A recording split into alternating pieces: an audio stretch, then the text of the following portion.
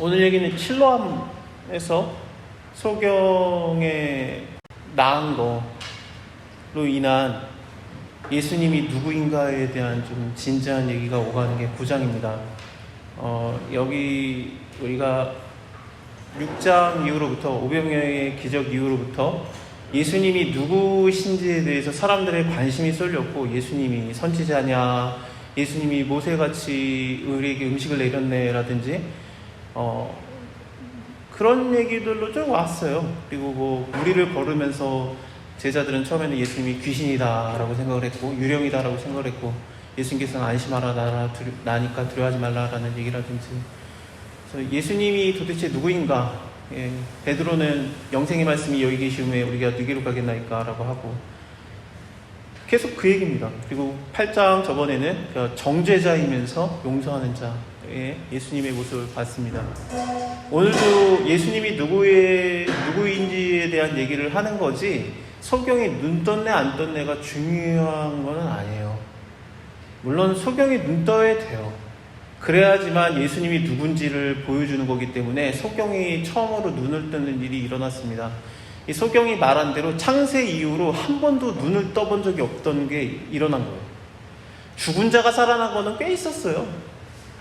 죽은 자가 살아나는 거 엘리야도 한 번 살렸고, 엘리사도 한 번 살렸고, 죽은 자가 살아나는 거는 그렇다 치고, 뭐 안진뱅이가 일어나는 거 뭐 그렇다 치고, 문득병자가 낫는 거 뭐 미리암도 나았네, 모세도 한 번 걸렸다가 나았네, 뭐 그렇다 치는데 흔치 않은 일이었죠. 뭐 나만도 나았고, 수리아 사람 나만도 나았고, 그렇지만 소경이 눈을 떴다 한 번도 없었어요. 그러면은 소경이 눈을 뜨는 게 도대체 뭔 일이냐라는 거에 대해서, 예수님이 누군지에 대해서 심도 있게 얘기가 나올 게 오늘 9장입니다. 일단 결론부터 말하고 지나가겠습니다. 언제나 말이 쉬워지려면 결론을 얘기하고 설명하는 게 제일 좋더라고요. 결론은 예수님이 그 이사야서에서 말하던 메시아다라는 것을 보여주는 장면이 눈먼 자가 눈을 뜨는 거예요.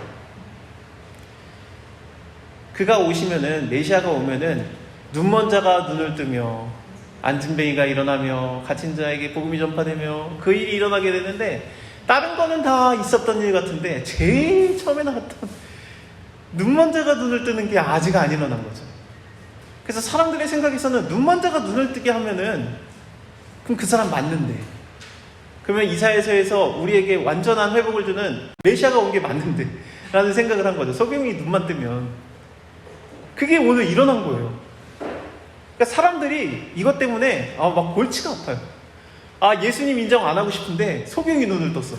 그래가지고 소경을 불러가지고 얘기도 해보고, 그 부모도 불러가지고 얘기해보고, 다시 소경을 두 번째 불러가지고 얘기해보고, 도대체 너에게 눈을 뜨게 한 자가 누구냐, 어떻게 낫겠어, 그 얘기가 나옵니다.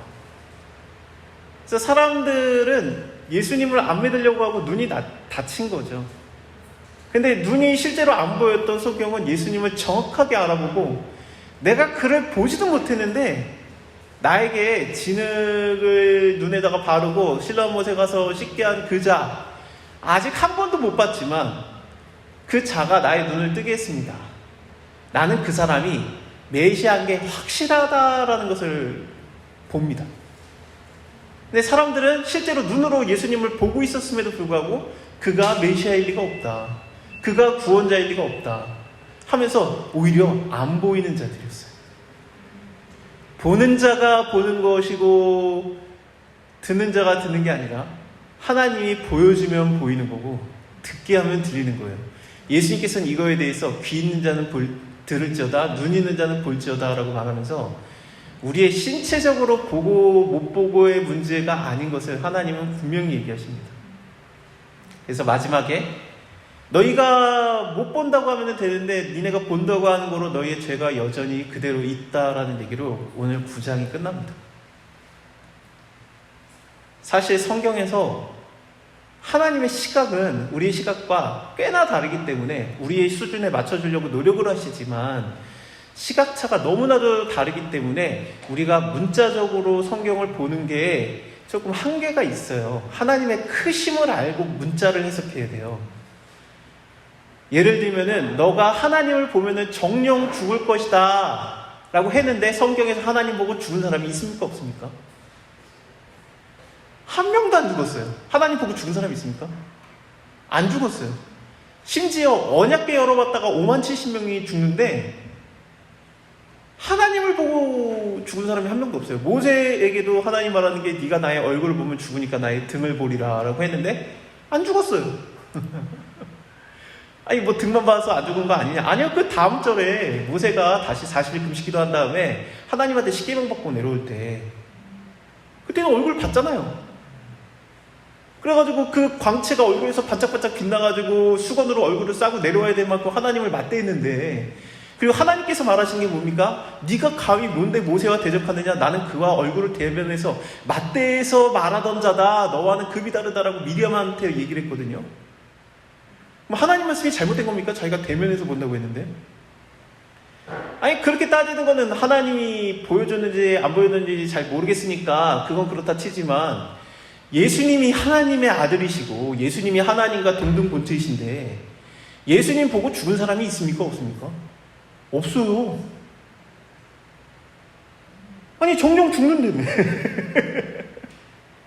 우리가 문자적으로 해석을 해서 그래요. 하나님의 크심을 몰라서 그래요. 진짜로 죽은 거예요. 모세가 하나님과 맞대하다가. 그래서 얼굴에 수건을 감싸고 내려온 겁니다. 요한복음 우리가 이제 곧 다 볼 거지만 죽은 나사로가 죽었다가 나올 때 얼굴에 수건을 감싸고 내려왔다가 얼굴에 수건을 벗기는 거라든지, 아니면은 예수님이 부활하셨을 때 그 무덤가에 수건이 개켜져 있는 걸 보면서 죽었다 살아났다라는 것을 알 수 있었던 거죠. 모세가 얼굴에 수건을 감쌌던 것은 무엇이냐면은 그가 목숨이 죽었다라는 게 아니라 하나님을 맞대하면서 그가 죽었고 다시 살아난 거듭남을 얘기하는 겁니다. 예수님께서도 말하시는 게 너희가 심판이 있다. 아들을 믿으면 심판이 없고 너희에게 심판 안 믿으면 안 받아들이면 심판이 있다. 벌써 심판을 받은 것이다. 근데 그들이 심판을 받은 게 아니라 잘 살고 있거든요. 근데 하나님 시각에서 볼 때는 그들이 심판을 받은 거예요. 하나님의 시각에서 봐야 됩니다. 죽음도 죽음이 아니고 우리가 생각하는 목숨의 죽음이 아니고. 그러면은 거짓말하지 말라라는 건 어떻게 보실 겁니까? 성경에 거짓말하지 말라라고 분명히 하나님 말해놓고 거짓말이 얼마나 많이 나옵니까? 출애굽기 시작이 산파들이 파라오한테 거짓말하죠. 파라오한테 거짓말해도 됩니까? 로마서에 보면은 세상의 권세도 하나님이 주신 것이니 일단은 따르라라고 돼 있지 않습니까? 모든 성경은 하나님의 감동으로 된 거기 때문에 구약 때는 안 되고 신약 때는 되고 그런 게 아니잖아요.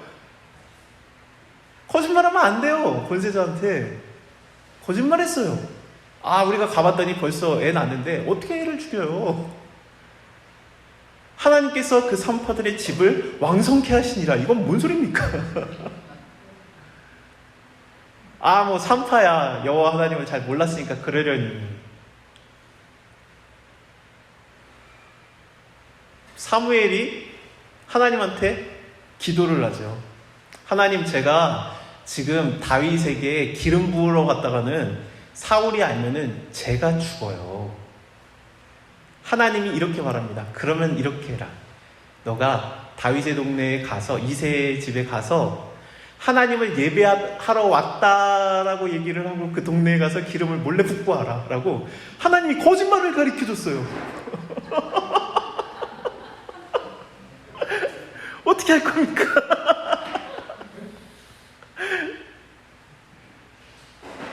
아합을 누가 죽이겠느냐라고 했을 때 하나님 앞에 많은 영들이 일어나서 내가 하겠나이다 그랬을 때 그 중에 한 영이 내가 그 앞에 거짓말하는 영이 되어서 내가 그를 꿰고 죽이겠나이다. 여호와께서 말씀하여 가라사대 가라, 네가 반드시 그를 꿰겠고 죽이리라. 그거는 뭡니까? 하나님 거짓말하지 말라며요. 거짓말 시켰네.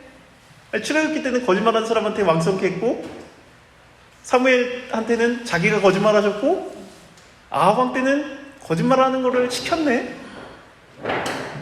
하나님은 해도 되고 우리는 안 된다입니까? 아버지는 해도 돼, 너네는 아직 아닙니까? 그런 게 어딨어. 우리가 성경의 단어를 굉장히 많이 오해하고 있어서 그래요. 거짓말하지 말라가 그게 아니에요. 하나님의 말씀을 못 듣게 하는 게 거짓말입니다. 그래서 거짓말하지 말라는 하나님의 말씀을 못 지키게 하지 말라요. 그래서 예수님께서 사단에 대해서 거짓의 압이라고 말하지 않습니까? 사단이 거짓말했어요. 네가 먹는 날에 안 죽어. 너의 눈이 하나님과 같이 선과 악을 알게 되리라. 먹었더니 진짜로 선과 악을 알게 되는 것이 됐어요. 그래서 하나님께서 말하시기를 그들이 선과 악을 알게 된 것이 우리와 같이 되었은즉 생명나무도 먹지 못하게 하리라. 그러면서 쫓아내잖아요. 사탄 말이 맞아요. 죽었어요? 아담이 930년 살았거든요. 그 정도면은 반영생이지.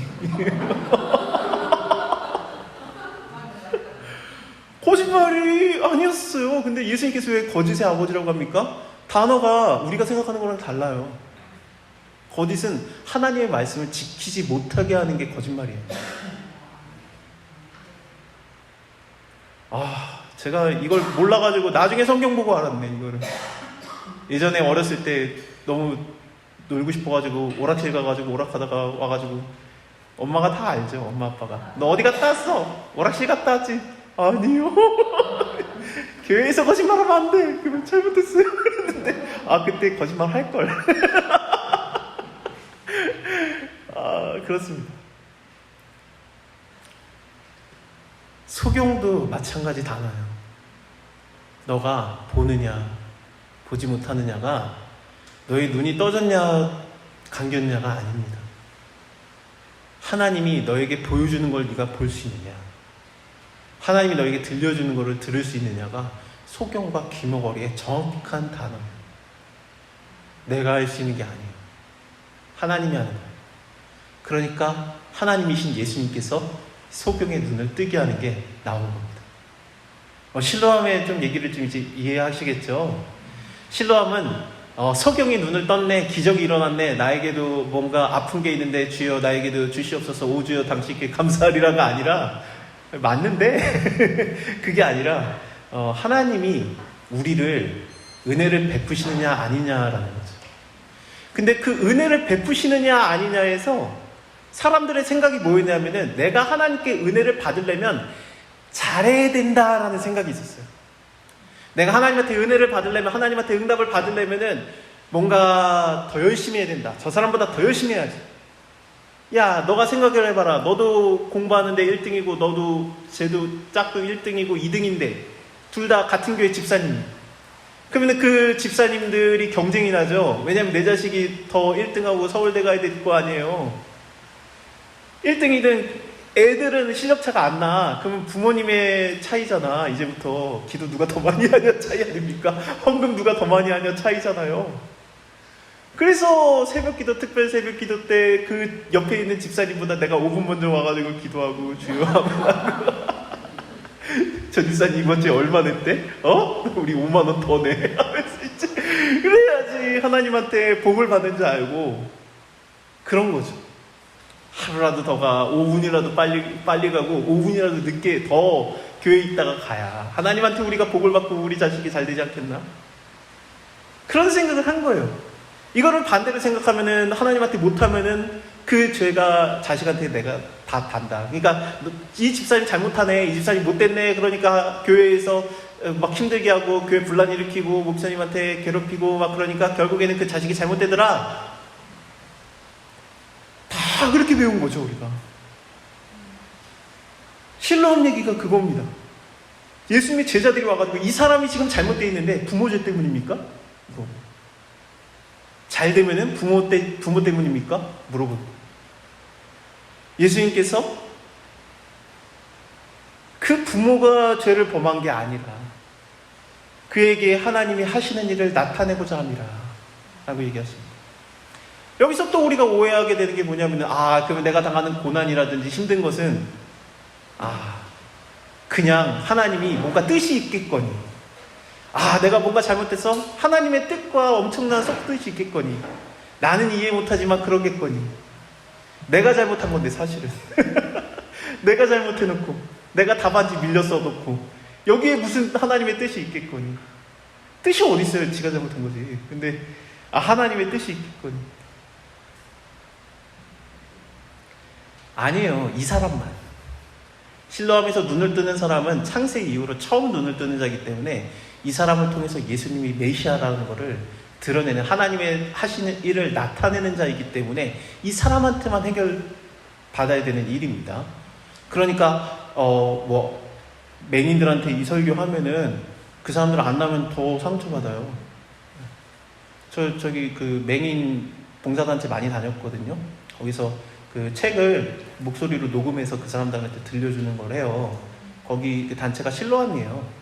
그래서 제가 많이 책을 읽어서 녹음을 했었는데 지금 생각해보면은 제가 발음이 부정확한데 되게 미안하네요. 근데 어쨌든 왜냐면 제가 녹음을 한번 해버리면 그 책은 더 이상 딴 사람이 녹음을 안 해요.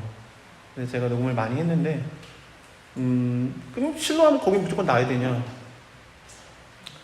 예수님께서 일부러 실로암을 선택하셨어요. 실로암은 성전에서 흘러나오는 물이라고 생각을 했던, 사람들이 그렇게 믿었던 물입니다. 원래 자연 연못은 아니고 인공 연못이에요. 히스기야 왕 때 예루살렘이 포위를 당하면은 예루살렘은 강이 안 흐르니까 목말라 죽으니까 밖에서 몰래 기온샘에서 물을 끌어와서 들어오게 했던 그 인공 연못입니다. 그래서 이걸 먹고 버티려고 했던 건데 성전하고 가장 가깝기 때문에 에스겔서에서 나오는, 저번에 제가 말씀드린 대로 성전에서 흘러나오는 물이라고 사람들이 생각을 했고 이것은 치유의 물이라고 생각을 했어요. 하지만 인공 연못이고 깨끗하지가 않은 연못이에요. 그리고 하나님께서 그것을 진짜로 치유의 은사를 거기다가 부어버리면은, 그러면 사람들이 진짜로 실로암 연못은 성경에서 말하는 성전에서 흘러나오는 물이고 이 물은 우리를 무조건 낫게 한다라는 미신이 생길까봐, 하나님을 안 믿고 그 물만 믿을까봐, 그래서 하나님께서는 실로암에 아무런 능력을 안 주고 오히려 베데스다 연못에 치유하는 은혜를 베푸셨던 겁니다. 그러니까 거기서는 물이 동하면 제일 먼저 들어가면 낫는 거였죠. 근데 베데스다 연못도 양의 문, 사자의 문에 들어가자마자 있었던 인공 연못이고, 그러니까 동물들이 들어가는 문이기 때문에 사자의 문이라고도 하고 양의 문이기도 한데, 동물이 들어가서 나귀가 목말라가지고 그게 산지니까 그 동물들이 마시는 물에 되게 깨끗할 리가 없죠. 근데 거기 물이 들어가면은 나았어요. 그러니까 얼마나 지저분하고 불완전해 보이는 물이었겠습니까? 실로암에는 아무런 것도 없었어요. 그러니까 사람들이 이거에 아무것도 없는데 예수님께서 이 사람이 죄를 져서 눈이 먼 게 아니다, 자기 죄 때문도 아니고 부모의 죄 때문도 아니다, 이 사람이 어떻게 하면 하나님의 은혜를 받아서 나을까? 하나님 잘 믿으면 5분 전에 와가지고 예배드리면 하나님의 은혜를 받을까? 내가 더 더럽게 만들어 볼까? 침을 뱉은 다음에 진흙으로 눈에다가 발라버린 거예요. 예수님의 침에 효능이 있겠지, 그 침 어디서 구하나? 그러지 마시고 우리는 그래. 예수님이 한 게 그게 아니에요. 침은 부정함과 더러움의 상징이에요. 성경에서 그의 얼굴에 침을 뱉고 그 신발이 벗겨진 집이라고 말할지니라, 굉장한 수치입니다. 그 얼굴에 침이 뱉어지면은, 그 얼굴에 침이 뱉어지면 일주일 동안 그 부정함을 인해서 그가 그 깨끗함을 받아야 되는즉, 하물며 문둥병에 걸렸는데 일주일은 집 밖에 있어야 되겠지 않겠느냐라고 미리암한테 얘기했던 것만 봐도 하나님께서 침이 뱉어진다는 것 자체가 부정함의 상징이에요. 예수님이 침을 뱉고 눈에다 발라버린 거예요. 그 말은 뭡니까? 이 사람 더러워 보여? 죄 때문인 것 같아? 잘하면 눈 뜰까? 내가 더 더럽게 만들 거야. 더 더럽게 만든 거예요. 그 다음에 아무도 안 찾아가던, 아무도 관심 없던 실로암 못에 가서 너의 눈을 씻어라. 가서 씻었더니 나았어.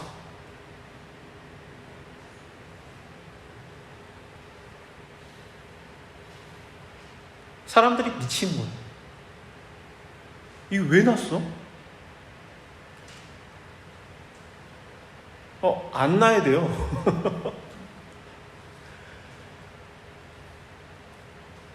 어떤 사람이 집에서의 힘든 일이 있다, 삶에서의 괴로움이 있다. 집사님, 하나님을 가까이 하면 다 돼. 40일 금식 기도하고 와. 40일 금식 기도하고 나오면 하나님께 영광이라고 해요. 근데 나 너무 안 되네. 이런 거지 같은 상황이 계속 일어나. 하나님 믿으면 뭐해? 안 믿어. 죄나 져야 되겠다. 죄의 자리에 갔는데 거기서 나은 거예요. 어떻게 생각하십니까? 내 행동이 하나님을 끌어올 수 있다라는 오해를 할까봐 극도의 죄가 묻어있을 때 오히려 하나님의 은혜가 임한 거예요. 메시아는 그런 존재예요. 내가 하면은 예수가 가까이 온다가 아니라 우리가 아직 죄인되었는데 그냥 오신 게 메시아라는 존재예요. 전혀 달라요. 다른 신과. 죄져도 된다가 아니라 메시아는 그렇다고. 이런 얘기가 여기서밖에 없느냐? 아니, 성경을 곰곰이 생각해 보세요. 안 그런 적이 없을걸요? 아브라함이 하나님의 은혜를 쫓아 말씀을 쫓아서 본토 친척 집을 떠나 내가 너에게 지시할 땅을 가라, 내가 너를 복을 주겠다, 만민이 너를 통해서 나오게 하겠다, 그래 천하 만민이 나를 통해서 복을 얻겠구나. 그래서 약속의 땅 가나안 땅 왔더니 하나님 말씀 믿고 따라가면 좋을 줄 알았더니 어땠습니까? 가뭄이에요. 하나님 말씀 지켜봤더니 안 좋네. 약속의 땅 가나안 땅에 와봤더니 안 좋네. 내 생각에 애굽에는 가뭄이 없어. 나일강이 범람하거든. 거기는 가뭄이 없는 나라야. 거기 가야 되겠다. 하나님 말씀 떠나서 갔어요. 위험한 게 있죠. 당연히 아내를 팔아먹어야 됐죠. 신학에서는 창녀를 팔아먹는 포주의 역할을 했다라고 판단을 합니다. 아브라함이 그런 놈이에요. 그랬더니 하나님께서 야, 이 나쁜 놈아, 아내 팔아먹었어? 너 내 말씀 버리고 애굽에 갔어? 가나안 땅에 있으면은 왜 내가 너 굶길까봐? 내가 너 풍족해 하겠다 그랬잖아. 그러셨습니까? 네가 못 믿었구나. 그럴 수도 있지. 은혜를 더 베풀어야 되겠네. 아내를 못 뺏기게 하겠다. 파라오가 무서워하면서 다시 내줘요. 파라오가.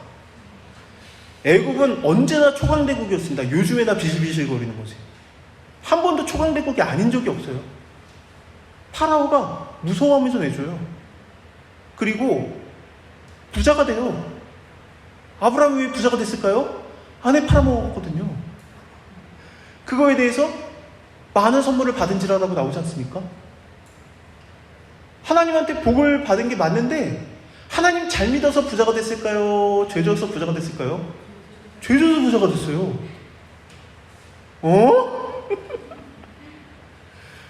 하나님 잘 믿으면 아브라함처럼 부자가 됩니다. 어디 성경에 그런 말씀이 있습니까? 하나님이 그 순간에도, 죄 짓는 순간에서도 불쌍히 여기고 은혜를 베풀어주고 보호하셨으니까 부자가 된 거예요.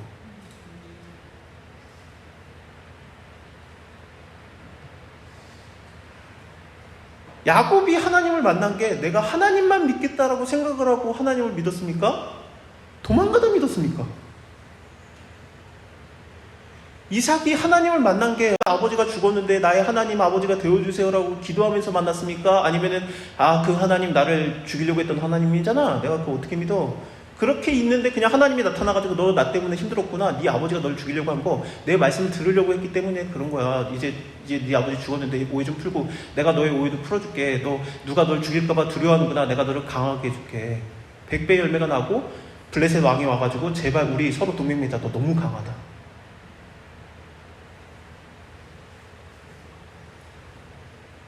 베드로가 예배드리고 있을 때 예수님을 만났습니까? 물고기 잡고 있을 때 예수님을 만났습니까? 물고기 잡는 게 죄는 아니십니다.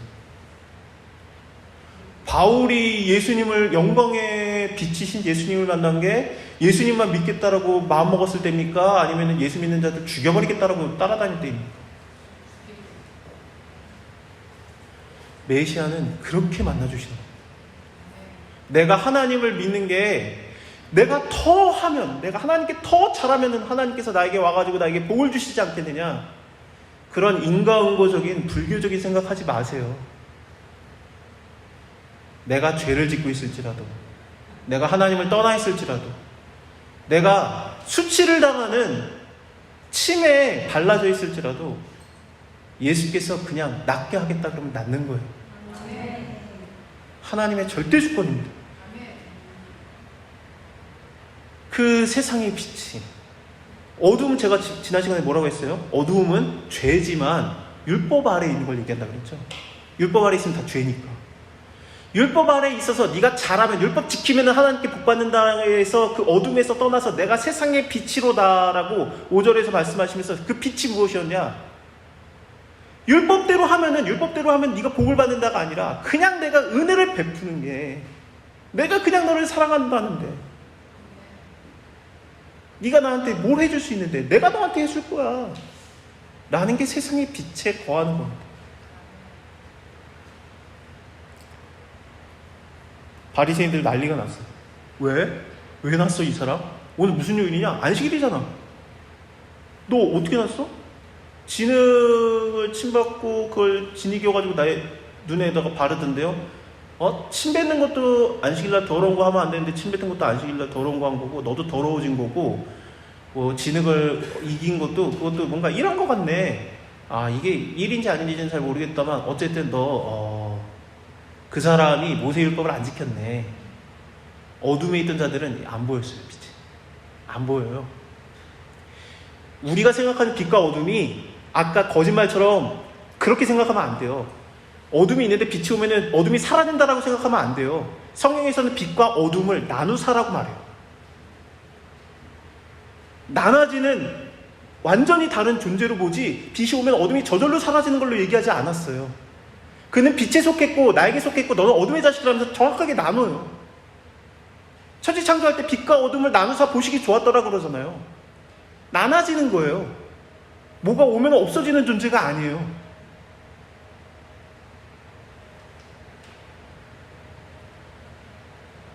너는 거린이었잖아. 네 눈먼자였잖아. 너 눈에다가 침 발라줬다며.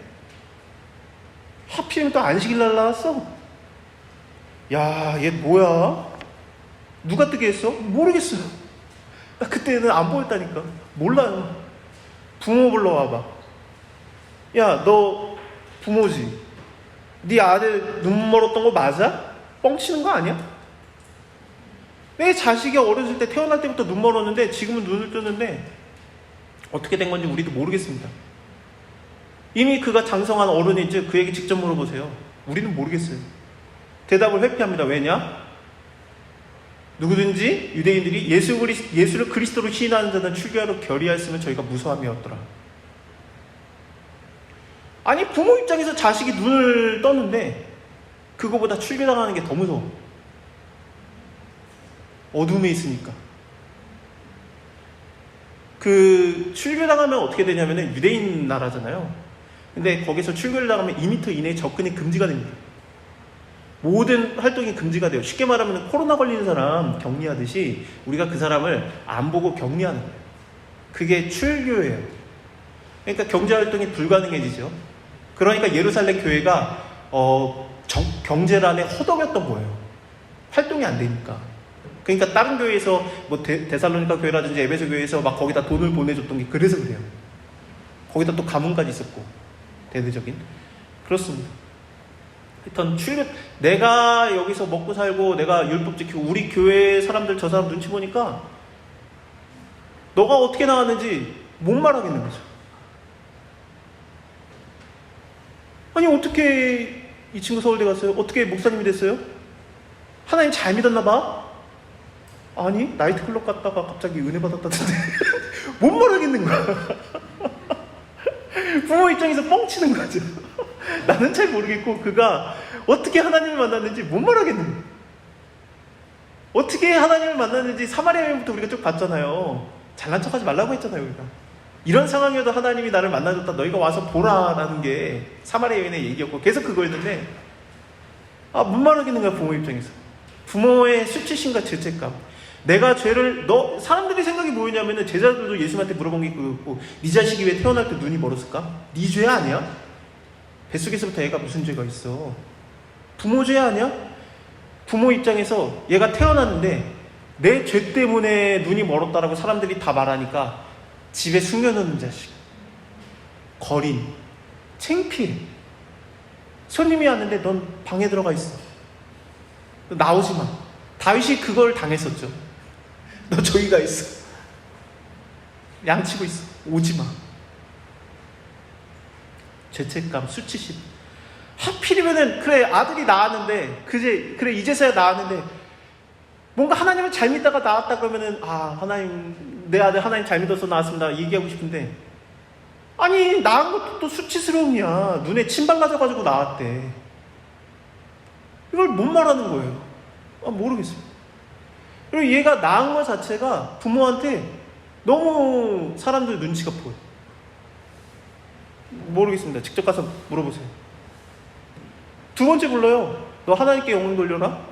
우리는 그 사람이 죄인인 줄 안다. 왜냐, 안식일날 어겼지, 눈에 침 발랐지, 손에 자기도 침 묻혔잖아. 그러니까 죄인이야. 이상하다. 내가 소경여서 아는데 창세 이후로 성경에 소경이 나은 적이 없어요. 여러분들 병 한번 걸려보세요. 의사보다 많이 할걸요? 그쵸? 그 분야는 제 전문가가 돼요. 이 사람도 내가 왜 소경이지? 내 부모의 죄 때문인가? 나의 죄 때문인가? 내가 어떻게 눈을 낳을까? 성경을 쭉 보고 하나님께서 낫게 하겠거니 하고 성경을 쭉 봤더니 와, 나은 사람이 한 명도 없어. 근데 약속은 있어. 메시아가 오면 눈을 낫게 하는다. 나은 거예요. 내 눈을 낫게 한 자가 메시아 아니냐? 그가 그리스도 아니냐? 그리스도인지는 모르겠고 너 어떻게 나왔어? 저번에 내가 얘기해줬잖아요. 왜요? 그분의 제자가 되려고요? 내가 볼 때 분명히 메시아인데. 야, 이 나쁜 놈아. 욕을 하면서. 우리는 모세가 어디서 왔는지 아는데 우리는 그가 어디서 왔는지 모른다. 눈이 멀었어요.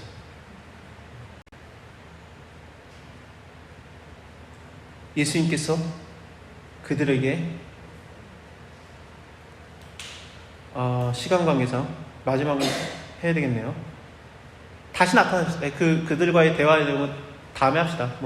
기회가 된다면. 예수님께서 성경에 다시 나타나신 다음에 네가 인자를 믿느냐? 내가 믿고자 합니다. 누굽니까? 네가 지금 보고 있는 자, 너와 말하고 있는 자, 네가 보게 되는 자, 네가 듣는 자, 소경이 보며 귀머거리가 들으며 네가 그러고 있는 자, 그가 바로 나야. 내가 믿나이다 하고 절하는지라. 예수께서 가라사대 내가 심판하러 이 세상에 왔나니. 이상하죠? 요한복음인데 지금 요한복음 3장 16절에서 하나님이 세상을 이처럼 사랑하사 독생자를 주셨으니 이는 저를 믿는 자마다 멸망치 않고 영생을 얻게 하려 함이라. 하나님이 세상 아들을 보내신 것은 심판하려 함이 아니요 구원구사입니다. 3장 17절하고 안 맞잖아요. 거기선 심판 안 한다네. 여기서 뭐라고 합니까? 내가 심판하러 왔는 거예요. 심판이라는 것은 구원과 같이 가는 거예요. 모두가 심판을 받으니까 거기에서의 구원이 있는 거고, 불합격이 있으니까 합격이 있는 거고, 완전함이 있으니까 불완전함이 있는 거고, 선이 있으니까 죄도 있는 겁니다. 그건 언제나 같이 갑니다. 예수라는 존재가 심판으로 오지 않았는데 그들 스스로가 이미 심판을 받고 있는 거예요.